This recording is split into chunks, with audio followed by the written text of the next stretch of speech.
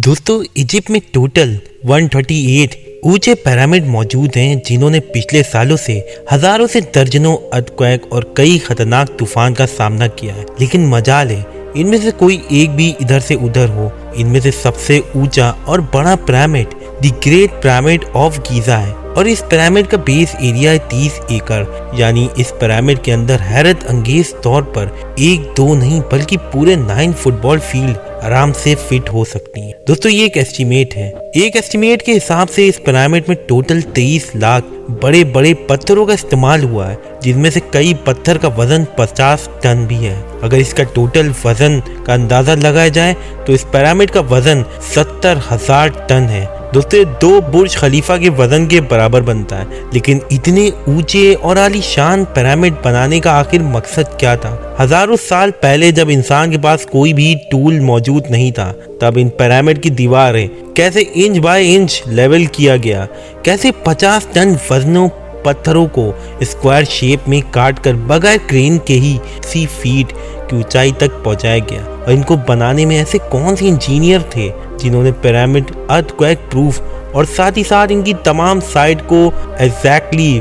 51.5 degree के angle पर set किया? दोस्तों ये सब आप जान सकेंगे आज की इस वीडियो में, तो आइए हम शुरू करते हैं। दोस्तों चैनल नंबर 130 सदियों से एक रिसर्च पिरामिड की कंस्ट्रक्शन टेक्निक जानने के लिए सर जोड़ कर बैठी थी कि आखिर कैसे इस पिरामिड की हर side exactly north, south, east और वेस्ट पर बगैर किसी कंपास के सेट की गई थी। कई एक्सपर्ट का मानना था कि उस टाइम के आर्किटेक्ट ने सबसे पहले ऐसी जमीन की तलाश की होगी तो लाखों टन वजनी पत्थरों का वजन। सिर्फ उसके बाद पोलर स्टार यानी वो सितारे जिनकी मदद से अर्थ के पोल का पता चलता है, उनकी मदद से पिरामिड की हर साइड को मार्क किया गया होगा। ना कोई कंपास, ना ही कोई ऑप्टिकल इंस्ट्रूमेंट, सिर्फ इस बेसिक टेक्निक से हजारों साल पहले इस पिरामिड की डायरेक्शन सेट की गई होगी, और वो भी 0 एरर के साथ। तो दूसरा चैलेंज ये आता है कि जमीन को लेवल करने का।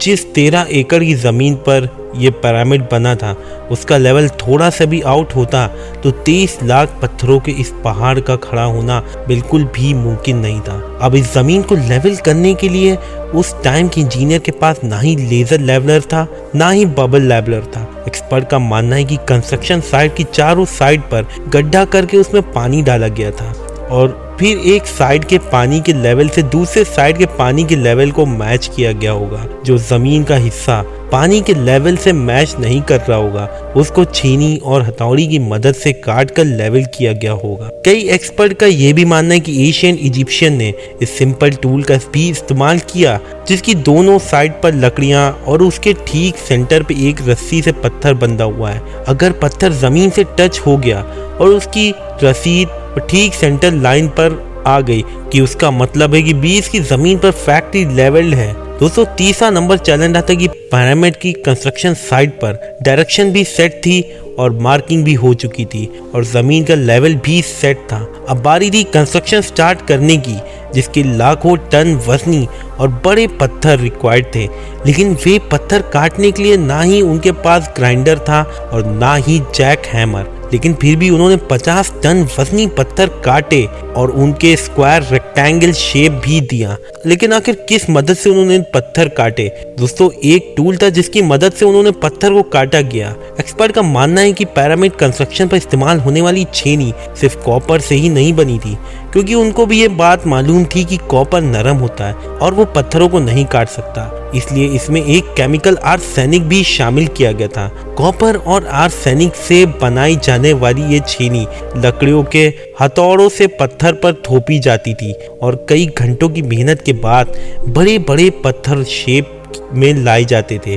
दोस्तों चैलेंज नंबर 4। अब ये खास किस्म का पत्थर था जिसको आज लाइमस्टोन कहा जाता है। उसकी कटाई पिरामिड कंस्ट्रक्शन साइट गीजा से 250 किलोमीटर दूर तोरा शहर में हो रही थी।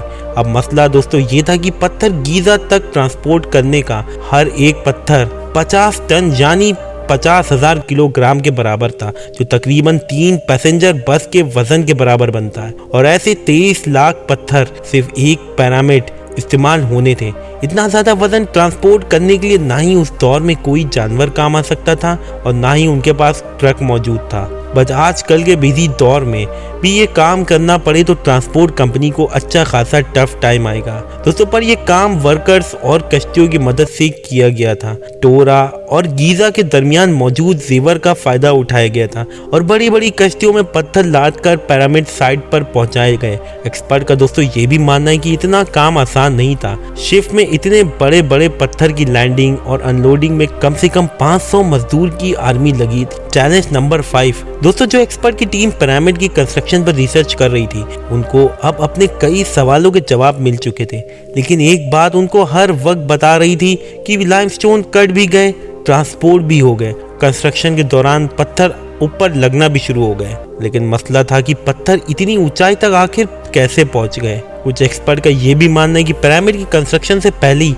ये प्लान कर लिया गया था। यहाँ तो ये स्पाइरल ट्रक के जरिए ऊपर गए होंगे या फिर जिगजैग तरीके से, लेकिन ये बात तो तय है कि 50,000 किलोग्राम के पत्थर ऊपर मजदूरी आर्मी की मदद से ही खींच कर गए होंगे दोस्तों। चैलेंज नंबर 6 बात दोस्तों मजदूरों की छेनी और हथौड़ी से लाइमस्टोन काटने और इतने बड़े पत्थरों को ट्रांसपोर्ट करने की नहीं थी। इस पिरामिड के अंदर कंपार्टमेंट, उनके अंदर जाने का रास्ता और कई छोटी छोटी सी सुरंगें भी बनाई गई थी। बाकी सब चीज़ें तो ठीक थी, लेकिन एक चीज़ एक्सपर्ट को हैरान कर गई और वो ये थी कि अंदर के कंपार्टमेंट में जो पत्थर इस्तेमाल हुआ था वो लाइमस्टोन नहीं बल्कि ग्रेनाइट था। जी हाँ दोस्तों, ग्रेनाइट एक ऐसा पत्थर है जो डायमंड के बाद दुनिया का सबसे सख्त पत्थर माना जाता है। आजकल के मॉडल के दौर में भी ग्रेनाइट बड़े बड़े ग्राइंडर की मदद से काटा नहीं जा सकता। दुनिया भर से कई आर्कियोलॉजिस्ट ने एक्सपर्ट को पिरामिड का विजिट भी कराया गया, लेकिन किसी को भी इस बात का सुराग नहीं था कि 4,500 पहले इजिप्शियन ने ग्रेनाइट जैसे ठोस पत्थरों को इतनी सफाई से कैसे काटा था। आखिरकार कई सालों बाद एक्सपर्ट ने इस मिस्ट्री को भी सुलझा लिया दोस्तों। इजिप्शियन ने इस ग्रेनाइट को इतनी सफाई से एक ऐसे आने से काटा था जिसके दांत ही नहीं थे। बगैर दांत वाले आरे के दोनों साइडों पर बजरी डालकर उसको ग्रेनाइट पर चलाया जाता था और बीच में बजरी डाली जाती थी। एक्सपर्ट का मानना है कि इस तरीके से इतने बड़े बड़े पत्थरों को काटने में 4 महीने का वक्त लग जाता था। आखिरकार पिरामिड बनाने का मकसद क्या था? इन पिरामिड को बनाने में कितने मजदूर एक ही वक्त में काम करते थे, ये आज तक नहीं पता लग पाया। दोस्तों अगर आपको हमारी वीडियो पसंद आई तो प्लीज ये चैनल जरूर सब्सक्राइब करें, लाइक शेयर कमेंट करना ना भूलें। आप लोग का शुक्रिया।